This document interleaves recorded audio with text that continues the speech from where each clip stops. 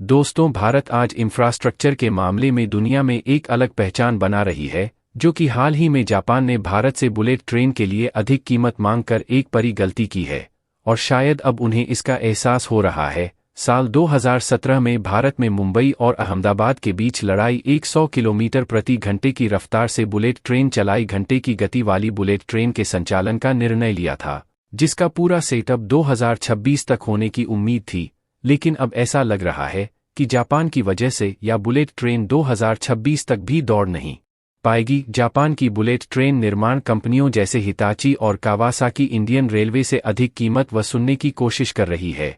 भारतीय रेल मंत्री अश्विनी वैष्णव ने स्पष्ट किया है कि अब भारत स्वयं बुलेट ट्रेन का निर्माण करेगा और इसके लिए किसी विदेशी तकनीकी आवश्यकता नहीं है। यह निर्णय उसे समय पर लिया गया है जब जापानी कंपनियों ने बुलेट ट्रेन की कीमत बढ़ा दी है। जापान की बुलेट ट्रेन बनाने वाली कंपनियों ने कहा है कि एक बुलेट ट्रेन के लिए इंडियन रेलवे को लगभग 460 करोड़ रुपए देने होंगे। इससे भारतीय रेलवे में तनाव का माहौल बन गया है। इसलिए भारत की ICF integral coach factory bullet train को बनाने के लिए अपनी पूरी कोशिश कर रही है। जापानी शायद अब समझ रहा है कि उन्होंने बुलेट ट्रेन की कीमत बढ़ाकर एक बड़ी गलती की है। भारत बुलेट ट्रेन के लिए प्रयासरत है, जो देश का एक हाई स्पीड रेलवे प्रोजेक्ट है। इसके लिए मुंबई और अहमदाबाद के बीच ट्रैक बिछाने का कार्य चल रहा है, जिसमें 80% कार्य पूरा हो चुका है। यह कार्य जापान के सहयोग से हो रहा है, इसलिए कुछ चुनौतियां भी सामने आ रही है। यह प्रोजेक्ट भारत के इंफ्रास्ट्रक्चर डेवलपमेंट में एक महत्वपूर्ण बदलाव लाएगा और देश को विश्व के प्रमुख रेलवे देश में शामिल होने में मदद करेगा। बुलेट ट्रेन के संचालन से यात्रा का समय लगभग आधा हो जाएगा। मुंबई और अहमदाबाद के बीच बुलेट ट्रेन की स्पीड 2800 से 340 किलोमीटर प्रति घंटे तक होगी। हालांकि एक समस्या यह है कि भारत में बुलेट ट्रेन के ट्रैक का निर्माण भारतीय निवेश से किया जा रहा है, लेकिन तकनीक पूरी तरह से जापानी है। जापान ने बुलेट ट्रेन के निर्माण में कई वर्षों का अनुभव अर्जित किया है और भारत में इस प्रकार की ट्रेन बनाने की तकनीक अभी विकसित नहीं हुई है, इसलिए जापान ने बुलेट ट्रेन के दाम बढ़ा दिए। जापानी कंपनियों ने बताया है कि भारत की जलवायु को ध्यान में रखते हुए कई बदलाव करने होंगे। या एक ऑन डिमांड प्रोजेक्ट नहीं है, इसलिए भारत के पर्यावरण के अनुसार ट्रेन में अनेक संशोधन करने की आवश्यकता होगी, जैसे एयर कंडीशनिंग और धूल नियंत्रण के उपाय। जापान को जब दाम बढ़ना ही था तो उन्हें भारतीय आईसीएफ के साथ मिलकर बुलेट ट्रेन का निर्माण करना चाहिए था। इससे भारत के लिए बुलेट ट्रेन की लागत कम हो जाती। फिर भी भारत की आईसीएफ इस समय बुलेट ट्रेन के स्वदेशी विकास पर ध्यान केंद्रित कर रही है। हालांकि भारत में बन रही बुलेट ट्रेन जापान के जैसी अत्याधुनिक और हाईटेक नहीं होगी, जैसे कि वैक्यूम टॉयलेट और अन्य आधुनिक सुविधाएं। भारत की बुलेट ट्रेन को कास्ट फॉक्स तरीके से डिजाइन किया जा रहा है। इसमें बायो टॉयलेट का उपयोग किया जाएगा। इन बुलेट ट्रेनों को इस प्रकार से तैयार किया जाएगा कि वह 50 डिग्री सेल्सियस तापमान में भी आसानी से कार्य कर सके। आपको यह भी बता दें कि भारत के लिए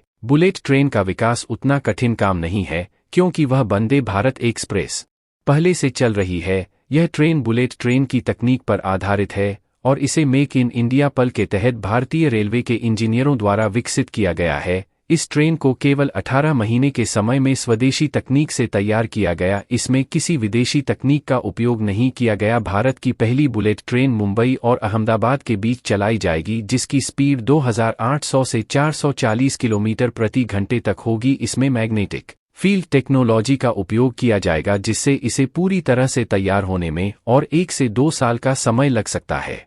भारत भविष्य में अंडरसी बुलेट ट्रेन के लिए टनल बनाने की योजना बना रहा है। एयरटेल लगभग 10 मंजिल गहराई में बनाई जाएगी, जिससे भारत और यूएई के बीच बुलेट ट्रेन का संचालन किया जा सके। हालांकि यह कार्य इतना आसान नहीं है, इसलिए हमें कुछ विदेशी कंपनियों की भी मदद लेनी पड़ सकती है, भले ही इसमें अधिक निवेश करना पड़े। भारत जिस तेजी से बुलेट ट्रेन के विकास में जुटा हुआ है, उसे हाल ही में G7 में भारतीय प्रधानमंत्री द्वारा बुलेट ट्रेन पर चर्चा की गई थी। यदि भारत को बुलेट ट्रेन को 1-2 साल में चालू करना है तो जापान से सहायता लेनी होगी, अन्यथा भारत को 2028 तक अपने दम पर बुलेट ट्रेन का संचालन करने में समय लगेगा।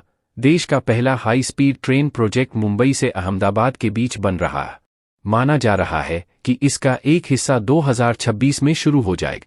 इस पर जापान की शिनकानसेन E5 सीरीज की बुलेट ट्रेन चलेगी, जिसकी नाक नोज 15 मीटर लंबी होगी। यही लंबी नाक बुलेट ट्रेन को खास बनाती है।